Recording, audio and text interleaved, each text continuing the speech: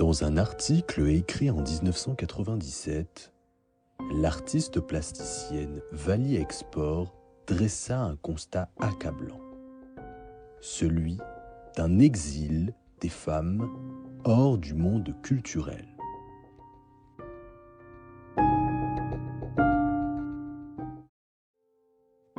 Et si ce constat vous rend toujours perplexe, la production cinématographique actuelle nous le rappelle encore aujourd'hui.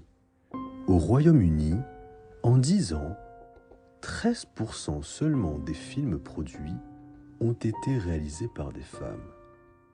De même en France, en 2014, 20% des films sortis en salle ont été réalisés ou co-réalisés par des femmes.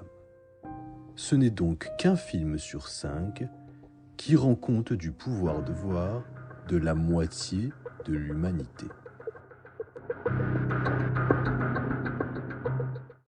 Ainsi, dans un environnement culturel où la prise de parole publique est réservée à l'homme, l'incompréhension règne, le dialogue est dès lors rompu.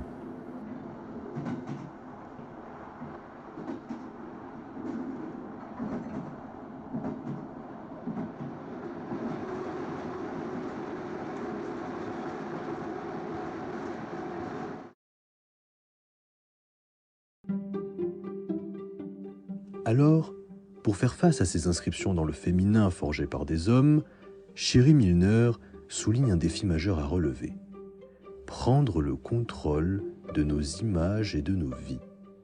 Et c'est bien ici que se situe en ligne de mire le regard matriciel conceptualisé en réaction aux théories de Lacan et Freud par l'artiste et psychanalyste féministe Bracha Ettinger.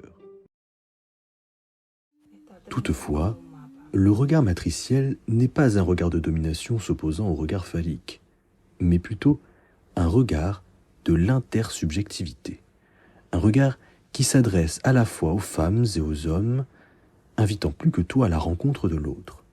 C'est donc, en définitive, le regard de la réconciliation. En somme, le regard matriciel, c'est donc casser stratégiquement les rapports de domination qui agissent explicitement ou de manière latente sur le genre, avec pour objectif la construction d'une culture commune pour les femmes. Un regard qui se veut émancipateur.